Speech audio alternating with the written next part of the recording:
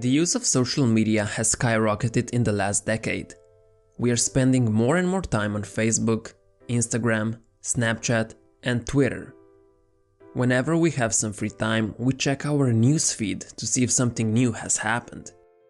Whether we'd like to admit it or not, it's changing why and how we do certain things, and especially how we look at them. Too much use of social media has been linked to higher levels of loneliness and depression. And we know that an entire new generation is growing up with lower self-esteem than all previous generations. Interestingly enough, people who browse social media more often than others seem to suffer the most. Let's take a look at why this is happening. One thing that social media does is that it shows us fake lives of others.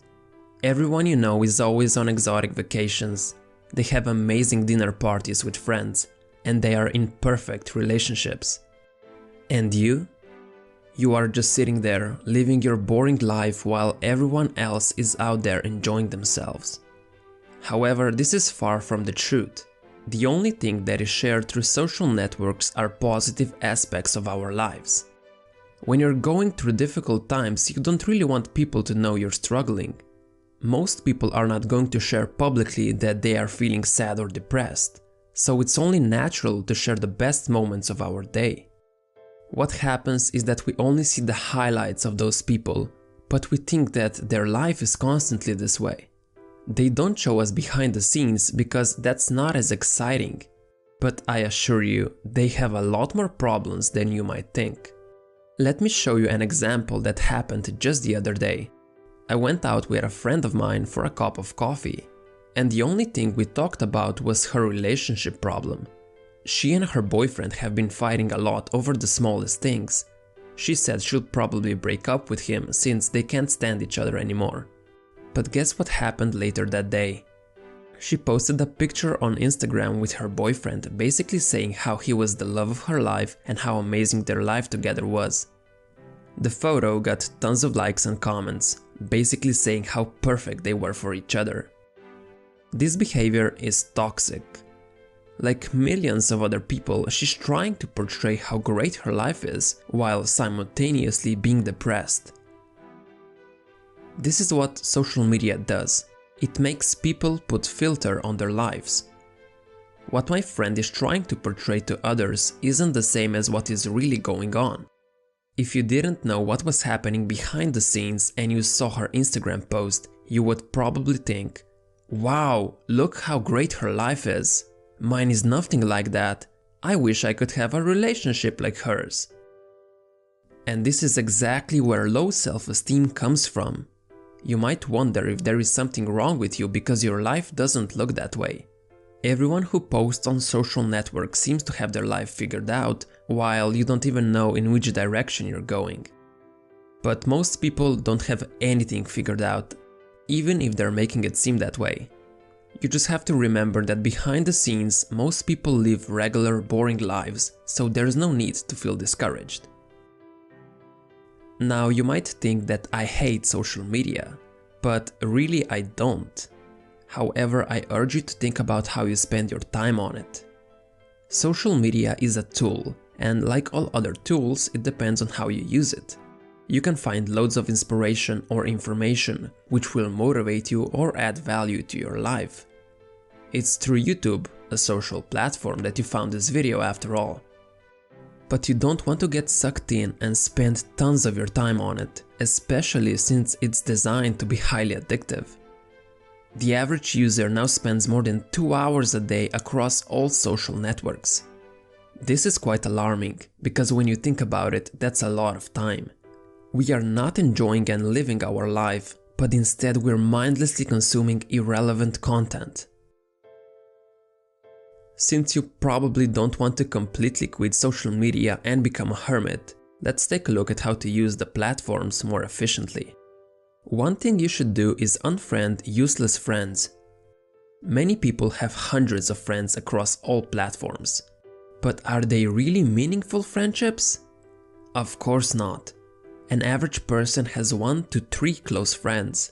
The rest are superficial friendships.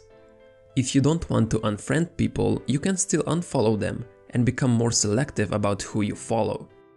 Like that guy you spoke to once who just posts pictures of his cats every single day. Unfollowed. This way, when you check your newsfeed, it's not full of clutter and irrelevant information. And don't be afraid of missing out. If something really important happens, someone will probably tell you about it. Ironically, when you're on your phone and social media all day, you don't realize that you're actually missing out on real life.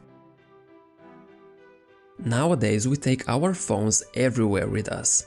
And a lot of us have this habit of constantly checking our phone for notifications. Every time we are waiting in line or are just bored, we pull out our phone and mindlessly check social media, mainly out of habit. The solution here is to remove those apps from your phone and block all the notifications. This way, you're not just a click away from being pulled into social media rabbit hole. We know that once we start, we just have to check every single post. So not having the app, there is no real temptation to check your phone mindlessly. Yes, you could still go to Instagram.com or Facebook.com website if you really wanted to. But there is this additional barrier of resistance that you have to overcome. This time it's not just one click away and you won't check it just out of habit, but it's going to be a conscious decision. What we really need to do is put more thought in how we spend our free time. If we don't have anything to do at any given moment, then these addictive apps will always be an appealing option. So I recommend you fill this free time with something of more quality, preferably with something that will actually benefit you. I urge you to look at how much time you're spending on social media every day. Don't be one of those people who never look up from their phone or computer. Real life is going on around you, so be present. You don't want to spend your time in virtual reality with people you don't even know that just post fake social updates. It's okay to be bored and just let your mind wander sometimes. But it's even better if you live your life in a way that excites you. I still use social media myself, however I have restricted it to once per day. And because I have removed all the useless friends, I'm done checking it in 10 minutes. This way I don't miss out on anything and I don't waste my time constantly checking my newsfeed, waiting for someone to post something. If social media is not motivating you, inspiring you, challenging you to be better, then it's time to reflect on why you even have it. Thanks for watching. Please give this video a like and subscribe if you're not subscribed yet. Also click on that little bell icon so you can get notified whenever I upload a new video. This way you'll become better than yesterday.